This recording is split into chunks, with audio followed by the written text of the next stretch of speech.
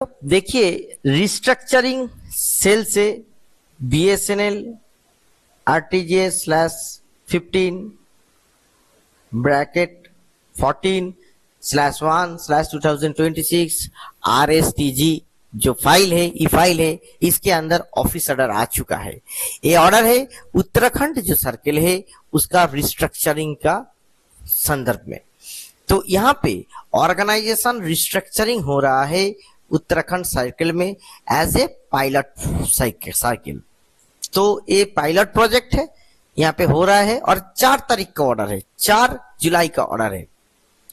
तो यहाँ पे मैनेजमेंट जो कमिटी है और बोर्ड एमसीबी ने क्या अप्रूवल दे दिया है जो प्राइवेट पायलट ऑर्गेनाइजेशनल रिस्ट्रक्चरिंग है जो उत्तराखंड सर्किल का होने वाला है। देखिए इसके बारे में हम लोग देखेंगे।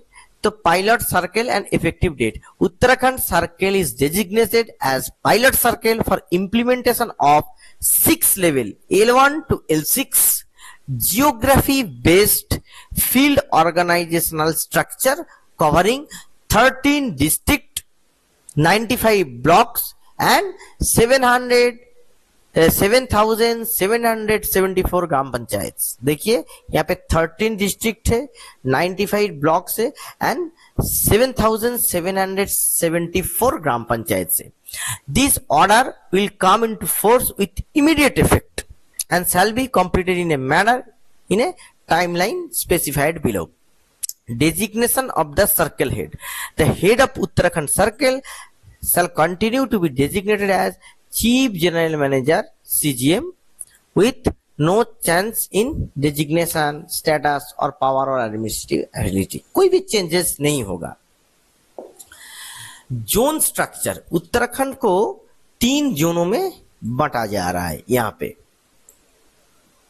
देखिए एक है देहरादून जोन जिसमें डिफरेंट कॉन्स्टिट्यूएंसीज आएंगे, कॉन्स्टिट्यूएंट डिस्ट्रिक्ट आएंगे, गढ़वाल जोन, कुमायूं जोन। ठीक है, अब देखिए एक जो जोन पे करीब करीब 30, फिर गढ़वाल जोन पे 35, फिर इसमें 30 ब्लॉक्स आ रहे हैं और नंबर ऑफ डिस्ट्रिक्ट कितना कवर हो रहा है 5, किसी में 4, किसी में 5।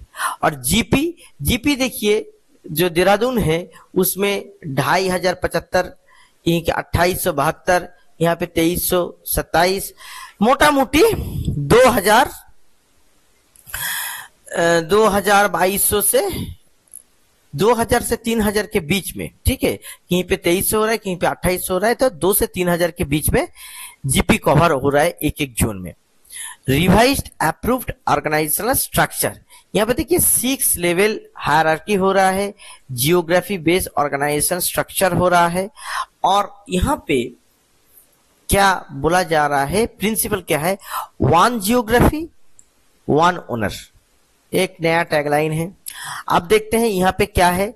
देखिए L1 पे जो CGM है, L2 पे GM CTO है जहां पे नेटवर्क टेक्नोलॉजी होगा, और GM CCO है, उसके बाद GM HR जो शेयर्ड सर्विसेज है, HR फाइनेंशियल लीगल। फिर L3 में क्या आ जाता है, CEO। ठीक है, CEO DGM कॉमर्शियल है, CTO DGM network PR। L4 में क्या हो जाता है, L4 में आ जाता है AGM। और AGM क्या होगा, AGM होगा 13 डिस्ट्रिक्ट फुल आपका यहाँ पे डिस्ट्रिक्ट PLN। तो यहाँ पे देखिए नंबर ऑफ एग्जीक्यूटिव का जो डिवीजन है, देखिए एक सर्कल में CGM तो एक है। ठीक है, इसमें तो कोई बड़ा बात नहीं कि CGM एक है। ठीक है, अब GM देखिए 3, यहाँ पे 1 2 3 वर्टिकल पे 3 दिया गया है। अब जो DGM है 3 करके DGM दिया गया है। ठीक है, यहाँ पे भी कोई इशू नहीं है। अब AGM देखिए 13 डिस्ट्रिक्ट था तो 13 AGM यहाँ पे दिया गया है। ठीक है, दूसरा बात है जो डिस्ट्रिक्ट नेटवर्क के GM है वहां पे भी 13 सेंक्शन किया गया है। और ब्लॉक इंचार्ज एसडी को बनाया गया है, 95 ब्लॉक का 95 एसडी दिया गया है, और जीपी क्लस्टर इंचार्ज जेटीओ को दिया गया है, जहां पे 58 GP in each cluster posting वगैरह का बात चल रहा है। यहाँ पे मोटा मोटी आप मान सकते हैं जितना डिस्ट्रिक्ट उतना एसजीएम, और दो दो किस्म का एसजीएम यहाँ पे दिया जा रहा है। एक दिया जा रहा है कॉमर्शियल के लिए, एक दिया जा रहा है फील्ड के लिए, ठीक है। और ब्लॉक पर ब्लॉक में एक एसडी, 95 ब्लॉक से तो 95 एसडी, और जेटीओ क्लस्टर मतलब 58 जीपीस के लिए एक जेटीओ। तो यहाँ पे ये जो है ये रेगुलर होना चाहिए, किसी को लुक आफ्टर चार्ज देके कराना उचित नहीं है ये सब परिस्थिति में, क्योंकि आप रिस्ट्रक्चरिंग कर रहे हैं। डिटेल्स ऑफ द फंक्शनल जो है वो एनेक्सर 1 पे दिया गया है, और जो कॉमर्शियल ऑर्गेनाइजेशनल चार्ट वो एनेक्सर 2, 3, 5 पे दिया गया है। ये हम लोग देखेंगे। तो देखिए यहाँ पे man power redeployment, no creation of additional post. क्यों एडिशनल पोस्ट नहीं? अगर आपका क्राइटेरिया से एडिशनल पोस्ट निकल के आ रहा है तो एडिशनल पोस्ट क्रिएट करना चाहिए। तो pilot project restructuring shall be implemented entirely through rational redeployment of the existing work strength of 540 technical and 47 non-technical employees of Uttarakhand Circle. No additional post can be created or no fresh recruitment shall be undertaken. The redeployment of existing 540 technical cadre through circle, journal and district block all levels. तो यहाँ पे आपका जो है cadre, देखिए cadre strength कितना है? Cadre strength आपका है एजीएम का 52। तो 52 जो है वो क्या हो गया? सर्कल ऑफिस में चला गया 14, जोन्स में चला गया 12, डिस्ट्रिक्ट में चला गया 26, ठीक है। तो टोटल रिक्वायर कितना हो गया? टोटल अभी भी एक करने के बाद भी आपका रिक्वायरमेंट है 52 का। देखिए यहाँ पे आपका कितना एजीएम्स का रिक्वायरमेंट था? 13, ठीक है। 13, 13, 26 तो हो गया। तो ऐसे ही आपका पूरा कैडर मैनेजमेंट यहाँ पे दिया है, आप देख सकते हैं। जेटीओ का स्ट्रेंथ क्या है?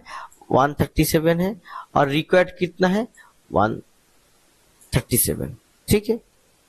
डीजीएम का कितना है स्ट्रेंथ? 4, रिक्वायरमेंट कितना है? 6। तो यहाँ पे +2 चाहिए। तो ऐसे कर करके अगर हर स्टेप में देखेंगे, यहाँ पे टोटल स्ट्रेंथ कितना? 52 हो गया, ठीक है। तो यहाँ पे कुछ नहीं चाहिए, 24 हो गया। तो ये सब जगह पे नहीं है। और जो एसडी है, एसडी 111 है, 111 ही चाहिए, तो हो गया। तो 2RTT एटीटी जो है 113 है, 113 ही चाहिए, ठीक है। ऐसे करके इसको दिया गया है। और the man power distribution in non technical, देखिए ऑफिस सुपरिंटेंडेंट का स्ट्रेंथ जितना भी है, राजभाषा अधिकारी सबका यहाँ पे डिस्ट्रीब्यूशन दिया हुआ है। और यहाँ पे ट्रांजिशन होगा, ट्रांजिशनल एक अरेंजमेंट भी यहाँ पे दिया गया है, और उसके बाद काम चालू होगा। और financial implication, 1 time transfer expenditure on account of transfer travelling alliance, composite transfer grant, transportation of personal effect, join in time, ये सब बीएसएनएल ट्रांसफर रूल के तहत दिया जाएगा, जो कि बहुत ही कम है, और जो अप्रूव बजटरी प्रोविजन के तहत उत्तराखंड सर्कल में दिया जाएगा, बंटित होगा। और जो नोडल ऑफिसर होगा वो जानते हैं जीएमसीसीओ उत्तराखंड, ये सब करेंगे पीजीएम रिस्ट्रक्चरिंग। तो ये देखिए उत्तराखंड सर्कल का एक रिस्ट्रक्चरिंग का ऑर्डर आया है। बाद में हम लोग दूसरा सर्कल का भी रिस्ट्रक्चरिंग ऑर्डर देख सकते हैं आने वाले दिन में। और इसका इम्प्लीकेशन क्या होगा आप लोग कमेंट सेक्शन में जरूर कमेंट करके बताइए, क्योंकि ये अभी बहुत ही हॉट टॉपिक है और एम्प्लॉइज के बीच में शंका पैदा हो रहा है कि इसके वजह से ट्रांसफर ज्यादा चालू होगा कि क्या प्रॉब्लम आएगा। बहुत सारे एम्प्लॉइज का बहुत सारा प्रॉब्लम्स भी है। तो इसके बारे में आप लोग कमेंट सेक्शन में जरूर कमेंट कीजिए और वीडियो को शेयर करना मत भूलिए। नमस्कार।